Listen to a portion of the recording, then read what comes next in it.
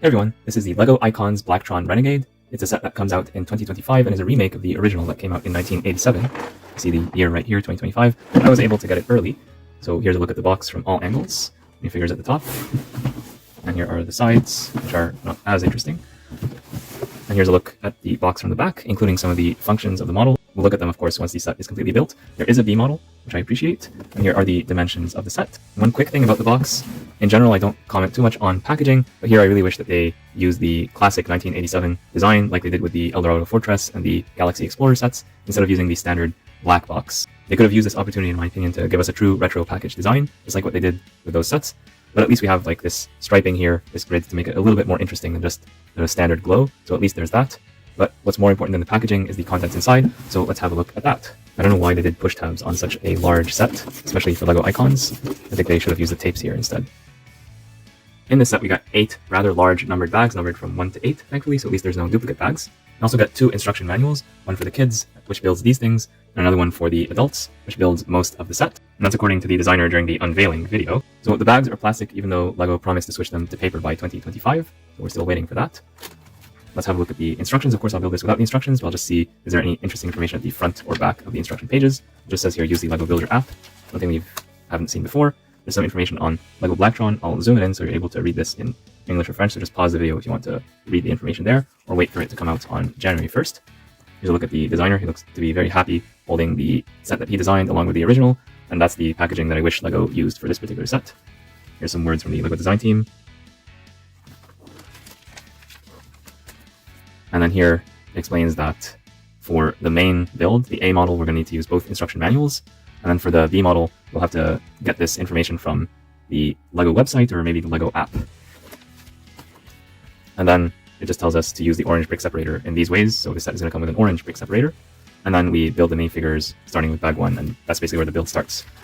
And nothing included at the end of this instruction manual, although we do see here a Blacktron minifigure in the year copyright 2025.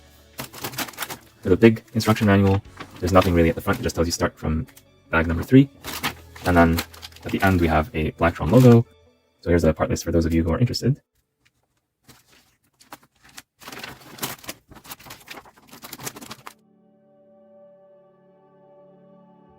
If you see any new parts or recolors, please comment down below to let us know what they are.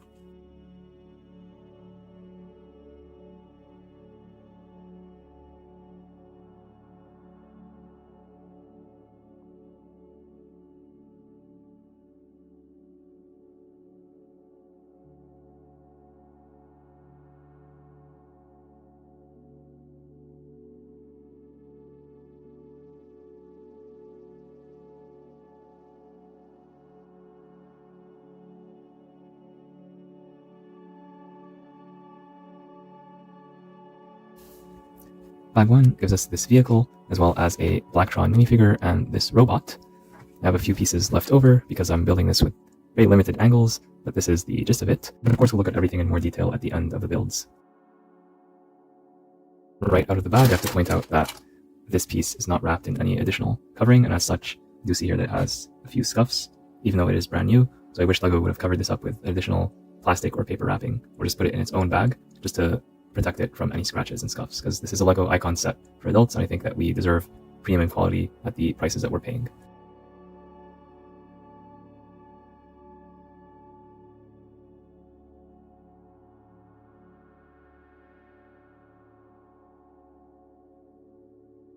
So here I have some nice part usage to attach this wedge plate to this assembly right here. We're using this rounded brick in addition to this hinge piece, just so that the pieces fit together within the constrained geometry. So that's a very clever move by the designer right there. I'm impressed. And this will allow the wings to open like this, although I don't know if that will be maintained in the final version of the build.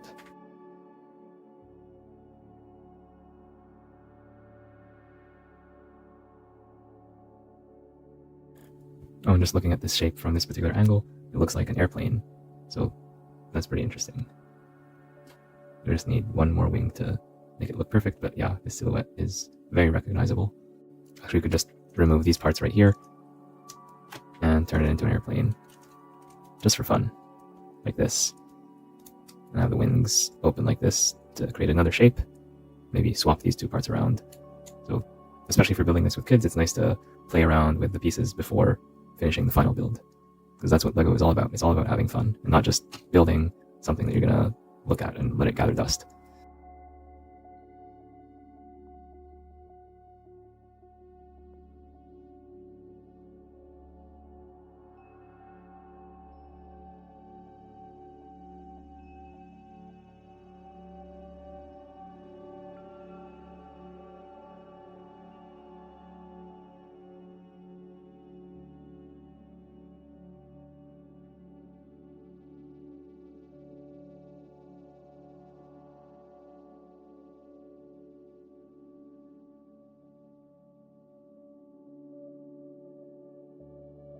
Bag 2 builds the front part of the Renegade ship itself. It's a beautiful build.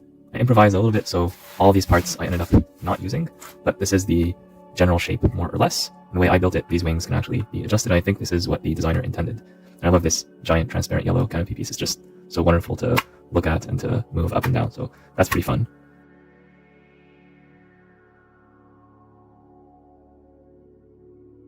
Now, when you have lots of pieces that are all the same color or a limited number of colors, I find that it's useful to sort them first, so you're not hunting and pecking for pieces one by one.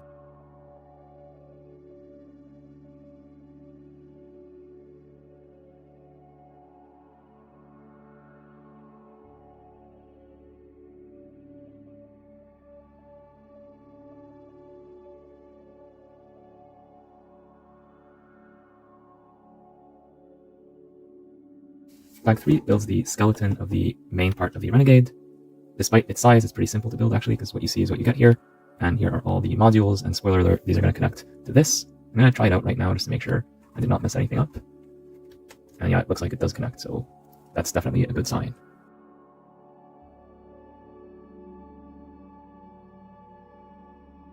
And I feel like there's lots of retro pieces in Bag 4, notably this piece right here. I think this piece has not existed in a long time, or maybe it has, but it's not something you see every day in most modern LEGO sets. These I remember from my childhood, brings a smile to my face. This one also feels like it's a retro piece. I'm not sure if it's actually retro, or maybe it's a new variation on an older piece. Plus several of these small grills, but we've seen these from Bag 1.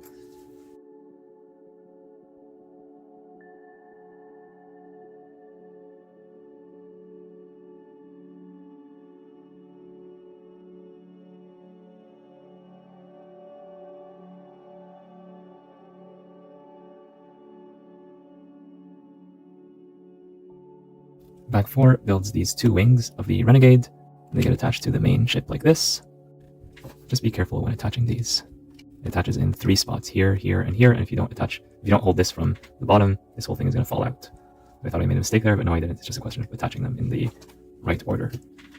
This is the ship after Bag 4. I'm looking at it from above, from afar. It kind of looks a little bit like the Millennium Falcon, so any Star Wars fans out there, you can convert this into an unofficial Millennium Falcon if you know what you're doing. So that looks like a fun project to do, actually.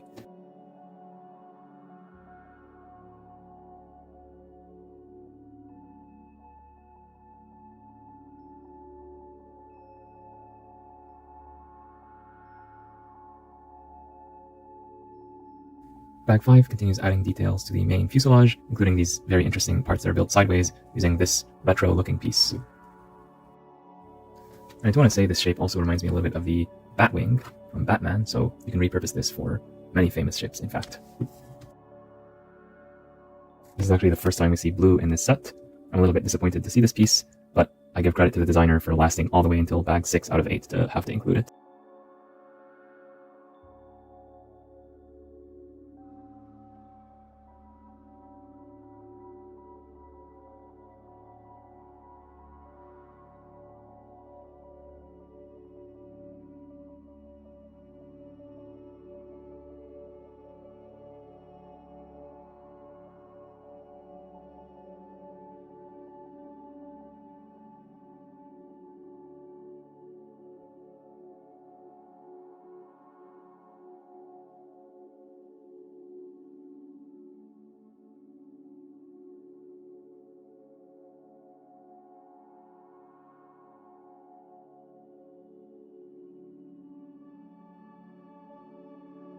Putting this part together is a lot more difficult than it seems, because this plate right here does not want to seem to stay in place, especially if you forget about it and only put it at the end. So I'm learning this the hard way. Bag 6 builds the rear part of the fuselage, including the very sophisticated and complicated dropship mechanism, which uses a lot of LEGO Technic elements, and this is the most difficult building phase of the set so far.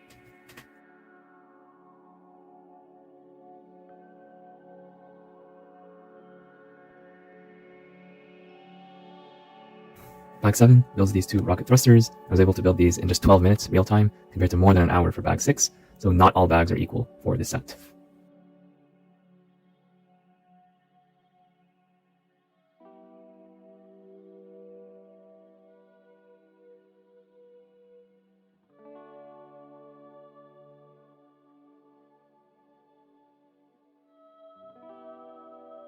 Bag 8 gives us these energy packs. This thing here, I don't know what it is, but I think it shoots laser beams using these red things, and these two identical speeders. And with that, we're done with the entire build of this set. So just to quickly recap the build, at the very beginning in bags 1 and 2, we build this small vehicle and the front part of the spaceship. And these are the parts that are intended to be done by children because they're very simple compared to in the middle of the build from bags 3 to 6. We build this main part of the set, which is the fuselage. Some parts of it are simple, which are just bricks on top of plates. Other parts are more complicated, namely the mechanism right here. And we'll look at the mechanism in a moment. And then towards the end in bags 7 and 8, we go back to simple stuff as we wind down the build. So we build small things like this and these ones I think can also be built very easily by kids. So if you're going to build this set with a child, probably take the middle part for yourself and let the kid or kids build all the rest. The set comes with 3 identical Blacktron minifigures as well as this robot shown on the right. So I'm only showing 2 of the 3 minifigures here, but the third one is identical. And here you can see the print of the Blacktron minifigure. The other one has the exact same print, so I'm not going to remove the oxygen tank, and there are 3 oxygen tanks in the set. And the visor can go up and down like this, and underneath there is the classic smiley face, which is very nice to see, and there's no alternative expression for any of the minifigures. So in a sense, these are basically what we got in 1987, but with the addition of back printing here, which is welcome. The robot is a very simple build as well. It has minimal articulation, so it can actually bend down like this. The arms can go up and down, but they are removable pretty easily compared to minifigure hands, so keep that in mind, especially if playing with small children. The head can rotate, well, the body can rotate like this, and the head can rotate also, although these are standard LEGO pieces, so again, this can fall off quite easily if you're not careful. And these antennae can move as well, very easily. So it's a nice additional build. It's not entirely faithful to what we had in 1987, but it's close enough in terms of its aesthetics, so I don't think most people would mind, and I think it's a nice build to get with minimal part usage. And this is something that can keep kids busy while you're building the large fuselage. Before we get to that though, let's take a look at the vehicle. The vehicle is really cute, really well designed. I like the color scheme. I like the angles. I like this angle right here. It just makes sense to me. It's very angular, very geometric. It's not very curvy like some of the more modern LEGO sets that have come out these days. I improvised the build of this vehicle a little bit because I didn't have access to the full 3D view that LEGO provides because I got this set early. So here there might be some additional pieces that I did not add, but in general this is what it looks like. And with the pieces I did not use, you can add some of these pieces to make a seat or something like that for one of the minifigures to operate stuff from the back. And then the cockpit right here accommodates 1 figure by default. And if you change it a bit, there's enough space to accommodate 2 if you remove some of these pieces. So let's fit one of the minifigures right here and see what that looks like. And here there are 4 studs, so be careful if this minifigure is inserted and removed many times. Eventually you'll be pulling them out and the pants will stay inside. I wish they put only 2 studs here instead of 4. Nevertheless, it's a throwback to a 1987 set, so I think the designer wanted to keep it very realistic. So yeah, the driver will fit with the helmet quite comfortably, and even if you have another minifigure that has a lot of hair, I think they will fit quite as well. Unless it's one of those costume characters with a giant costume. I don't like that there's a gap here, so I wish that this was covered better, instead of just having coverage from the front. So from the front and from slight angles, it's not a big deal, but looking at it from the side, this is exposed to the elements, and if you're in outer space, you definitely need to be completely covered and not have any parts exposed to outer space, because it's very cold or very hot in outer space depending on where you are. The wheels are good. It's like black tires, black rims, everything is black, except for this pin right here in tan. The tan is close enough to yellow, so I'm not going to complain about that, but it would have been nice if we got this in black or gray. I think it would have been a better look. There's lots of yellow involved here, and this implies that this is kind of a ramp, so maybe you can imagine a smaller vehicle that drives up into here, or maybe the robots can use this ramp to get up here, and maybe it's actually the robot that is operating what's going on here. And here we could have these weapons or items rotate. This is usually a metal detector, but you can kind of think of it as a satellite, and this could be a blaster or a camera or a communications device, so it's up to you and your imagination. And here we have a classic print. I don't know if it's an exact replica of what we had in 1987 or something that's close to it, but basically it's a print with minimal colors, but it still shows the idea that we have these 2 spaceships, some data here shown on the dashboard, and the minifigures are going to use this data to attack the classic spacemen or do something else. That's all up to you, but you can imagine so many things just from this one picture. And the same design is repeated here, and we have a different design here that looks like a comms link. So basically we're going to use this for communication with another Blacktron minifigure that is currently on video call. So that's very nice. I don't think they had video calls back in 1987, but it looks like Blacktron has evolved with the times. So that's pretty cool. And the vehicle overall is pretty rugged, so it looks sturdy, it looks solid, and it is low to the ground, so it's fun to play with as well. It does not have any steering mechanism, unfortunately, but it's very rare for LEGO vehicles to offer steering, especially at this scale, unless they're LEGO Technic, and like pure Technic. But because of its size, you can easily rotate it by cheating a little bit, so going back and forth is fine. Turning it is just like most LEGO vehicles, you're going to have to drag the wheels a little bit, and then that's fine in general. And here you have lots of space to store minifigures or objects or robots or whatever else you want to store right here. There's lots of studs. You can do whatever you want with this space. So essentially, this is a big pickup truck. This rocket part is pretty interesting as well. Although it looks simple at first glance, there's more here than meets the eye. So there's some really interesting building techniques right here at the front where we're using clip construction to put things at an angle. So I really like what the designer did right here, and this was visible just from the building phases and the pictures on LEGO's website. It's not super easy to figure this out, but it is possible. And I like the large printed Blacktron logo. I'm so happy this is not a sticker. So it's nice to see the print here, and I like how this piece matches exactly with these pieces right here. Brilliant work by the designer. I'm very happy that they were able to figure that out. In here we have room for 2 minifigures, or you could put 3 minifigures if you just remove these couple pieces and you have them like back to back to back. Here we have another print with more data coming in, possibly related to outer space. Some levers right here to control the motion of the rocket. And here we have another of the same prints from before, a comms link, so a video call basically, and more data coming in. So all that is very, very cool, very nice to see. And all throughout the build, including this rocket and the vehicle and the main part of the ship, there's this transparent red representing lights. So that's basically the color scheme that's very consistent all throughout the set. I really enjoy that. And I like how this cockpit opens up very easily. So you just, and it is ratcheted, so it's going to hold itself in place. You could put a minifigure here, for example, and they can lean back and take control of the levers and basically fly this into outer space. It took me a few tries to get it exactly in the hand, but it's definitely possible. Let me just close this up. And yeah, that's very satisfying. And yeah, the minifigure does have to lean back a little bit so that the helmet does not hit the windshield. This is mostly an issue for the minifigure sitting at the front. The one at the back is not going to have this issue. So yeah, but it does close completely, even with the minifigure not fully leaning back. This is sufficient. The wings here are interesting because they can hinge out like this, depending on the situation. They have these blasters that are attached to them. And I like how the designer used this curved piece right here, this half circle, along with the hinge pieces. They just fit together very perfectly in the LEGO geometry. So I'm very impressed with that solution. And here at the back, this is not the, you could keep it just like this if you want, but it's really intended to connect to something. And actually all the modules of the set use this clip system to connect to other modules. So for example, I can connect this to one of the thrusters right here. And that's your full rocket in mini mode. So here we have a full blaster, and this just looks a lot more complete, a lot better. And then whenever we want to rearrange the modules, we just pull them apart and they will separate like so. So this is the new system that replaces the old style of using LEGO Technic pins, which were basically those black pins that just fit right here. So that's what LEGO used to do in the past, including in 1987. But now they've replaced them with these clips. And these pins do hold the parts more strongly, although they're less standard than the Technic pins. So it's debatable which one of these is better. Although, of course, if you want to, you can always modify whenever you see this, you could replace it with a Technic brick and then use pins to connect everything if you already have stuff using the old system. So basically count the number of these pieces, multiply that to get the number of Technic bricks and pins that you need, and it's going to be like a few dollars extra if you want to make that modification. But other than that, if you just want to play with this set on its own, the system works just fine. Just when you build, make sure that you always put the red thing on the right, never on the left, because if you do that, then they're going to clash. So just make sure that you either follow the instructions carefully or just make sure you always put this on the right. You can also put this laser thing here at the back, although I don't think that's what it's intended for, but that's what it would look like. Now, we've talked about the stuff that the kids are going to build, which is this, and possibly these as well. Now, let's take a look at the main fuselage, which is the main part of the set, and this is the thing that's going to take the longest amount of time to build. It's also the part that is the heaviest and uses the most bags. So this is a small behemoth, and as I said during the build, it reminds me a little bit of the Millennium Falcon in terms of the angles that it uses, or you could also think of it as a batwing. You just take away all the yellow parts and replace them with black. So if you want to make your own custom batwing or Millennium Falcon, like a dark Millennium Falcon, this set could be a good start, although you will need to add your own pieces and change up the design, but it does give you lots of black pieces to get you started. Now, to look at this, it's basically a shell. Here we're going to hold the vehicle. We'll get to that in a moment. But then we have stuff that we can attach on this side, and at the back. So it's basically something that's intended to be modular. Although these modules are not really for minifigures to move through, so you have to use your imagination to think that the minifigures can move from here, for example, to the other parts, to get to the vehicle, for example, or to get to the other parts of the spaceship, because it's just not possible within the system, within the scale that is used here. Even though this is quite large, it's not large enough to fit a minifigure.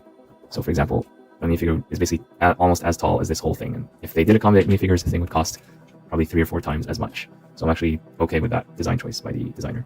So here we see lots of retro pieces or retro inspired pieces. So some of these are originals, some of these are remakes that look kind of like the originals from the 1980s, but they do remind us of that style. I'm very happy to see them. We see lots of modern LEGO sets, so it's nice to see a throwback every once in a while. We have some lights here at the front. We have some grill pieces right here.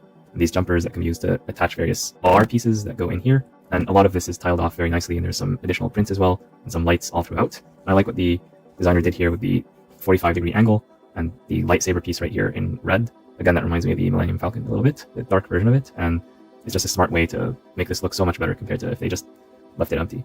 So that was a very smart choice right there. And here we have space to add these two speeders. They basically fly around, and then you can store them right here. So let's put everything together and see what this looks like, basically building what we have at the front of the box. So we'll start with the cockpit, and by default it goes here, but if you prefer, you can also put it here. There is no option to make it symmetrical, so some people said they wanted 2 cockpits. For that, you need to buy either 2 copies of the set, which is a little bit expensive, or just buy these pieces right here to make a second copy. But the original from 1997 was famous for being asymmetrical, so the designer wanted to continue that for this particular set, and I'm okay with that. So now when we add this, it feels a lot longer in hand, because this feels big, this plus this feels a lot larger, so you can start to feel your money's worth when you put it all together like this. Alright, let's continue, and I'll use the default configuration at first. So this laser beam stuff, maybe it has an official name, but I did not check the instructions to find out what is this officially, but I'm just going to call it a laser module for now. This goes here, and then we have these 2 things at the back, the thrusters, and it is satisfying to put them in place. And these energy things, they actually have some bars that fit into the studs right here, so that they don't move around. We've got another smart design choice. Yeah, in case you couldn't tell, I'm very impressed by this set. For the speeders, they just go right here. And now the moment that we've all been waiting for, me and you. I got to know this set through the designer videos that were published on YouTube on December 18 when the set was first unveiled. That's how I got to know the set. That's my first look at the set, which is not usually how I learn about LEGO sets. That's why I keep referencing the designer again and again for this particular video. And there's one thing that he did that really impressed me, and that was doing this. And let's see, if I built this right, it should work. So basically the vehicle was on the ground, and this thing comes up from the sky and just like captures a vehicle like magic. So yeah, just like that. And you can also release the vehicle like this. Oh, it actually works. Let's try that again one more time. Yeah, just like that. Oh yeah, it works. Without much effort, without really needing to think too much about it. Just make sure these don't get in the way, these weapons or other objects. And then this just works. Oh wow. Wow. That's a lot of fun. That's a lot of fun right there. Oh, and you could even like make the vehicle move the whole thing. I don't think this is an intended use case, but this is pretty funny. Oh, and speaking of which, this thing does have proper landing gears. Unfortunately, there's no automatic mechanism. There's no button that you can push to deploy all of them, so you're going to have to manually deploy them. But I do like that they are there. They're all identical, so you build them in exactly the same way, and then you deploy them in the same way as well, like this. So if you want to display this on a coffee table or something, then you do have the option of using the landing gear. Now for the speeders, we did not talk about them in detail yet. Here's what this speeder looks like. And by default, the 3 triangle pieces look like the Blacktron logo. This one right here. So it's a nice way to brick build it as opposed to using stickers or another print, which would have increased the budget. Now you can actually move these around because these are all clipped in place to make a minifigure stand right here and take control of the speeder. So it reminds me of some of these smaller LEGO Star Wars speeders that they've done, especially in the past. It's kind of on that level. It's not like the larger speeders of more modern LEGO sets, but it still gets the job done.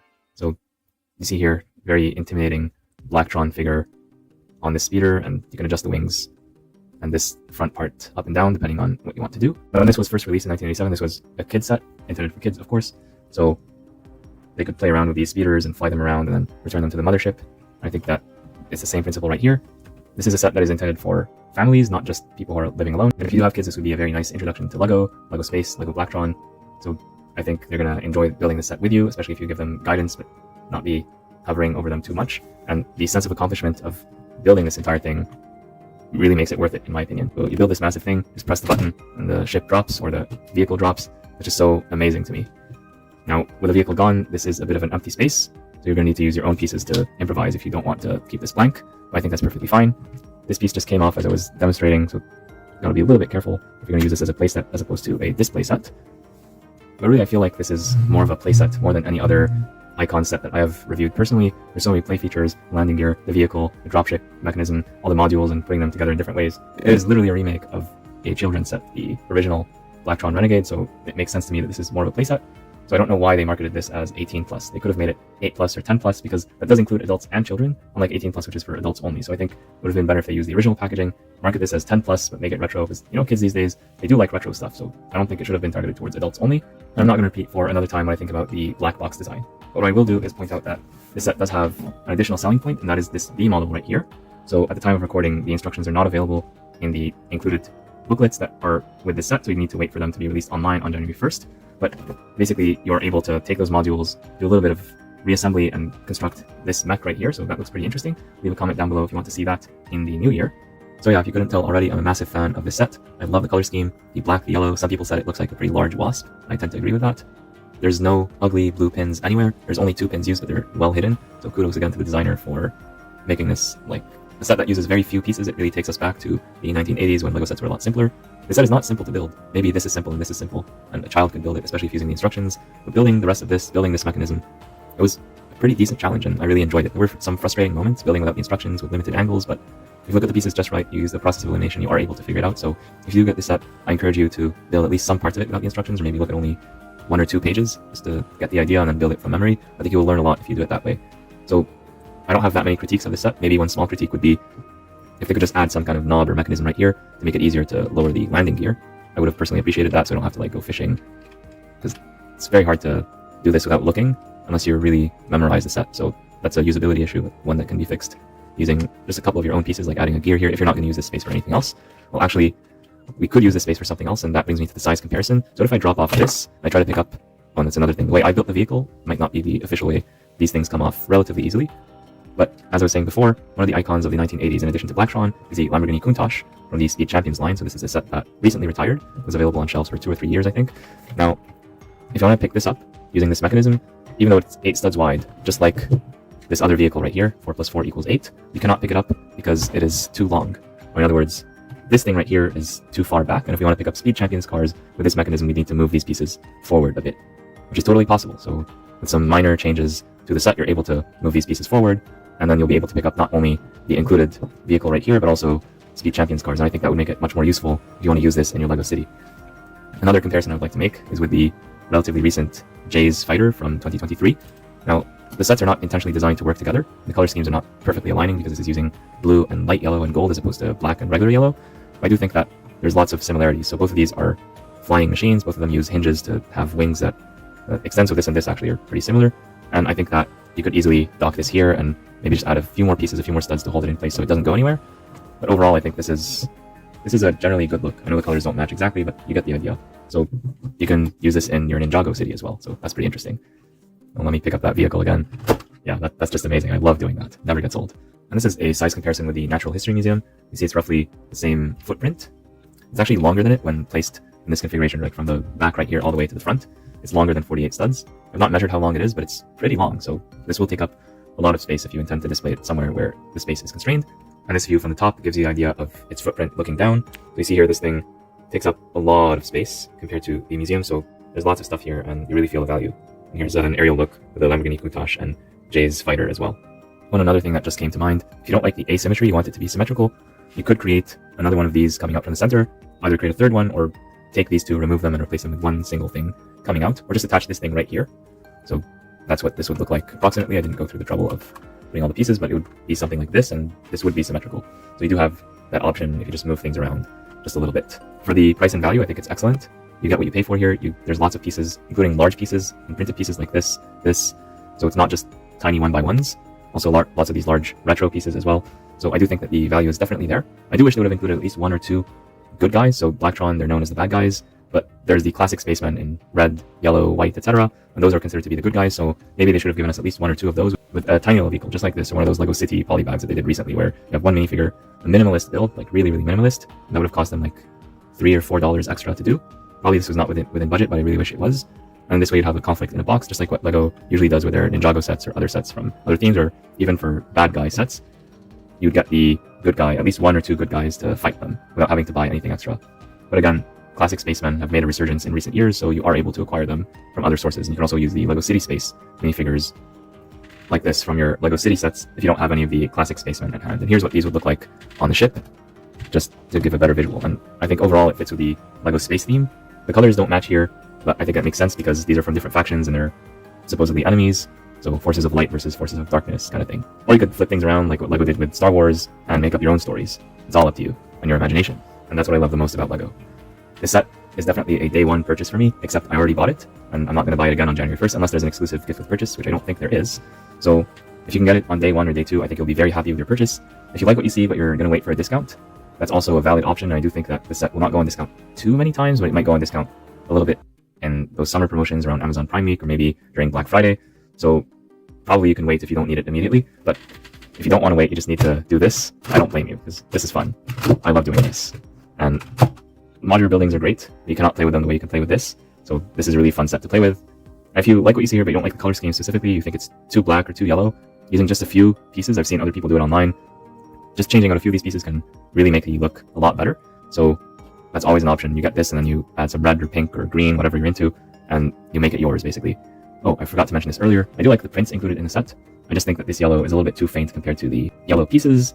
I have to make this complaint. I want LEGO to hear me out on this and to improve their print quality. Here it doesn't matter so much, but in other sets it really makes a big difference. So just in general, I wish that LEGO would increase their opacity of print right here. This, on the other hand, this custom print that they did just for this piece is perfect. It's very well done. So I wish they printed all the pieces with this level of quality. So yeah, these are my thoughts on the 2025 remake of the Blacktron Renegade. What do you think? Let me know in the comments down below. Be sure to like and subscribe because more amazing videos are coming your way very soon. Thank you so much for tuning in, and I'll see you in the next one.